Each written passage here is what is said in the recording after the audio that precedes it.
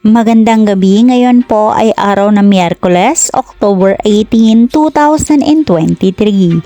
At narito na po ang resulta ng ating 9pm PCSO Lotto results today. At para po sa draw natin ngayon ay ang Grand Lotto 655, ang Mega Lotto 645, ang 4D Lotto, ang 3D Lotto at ang 2D Lotto.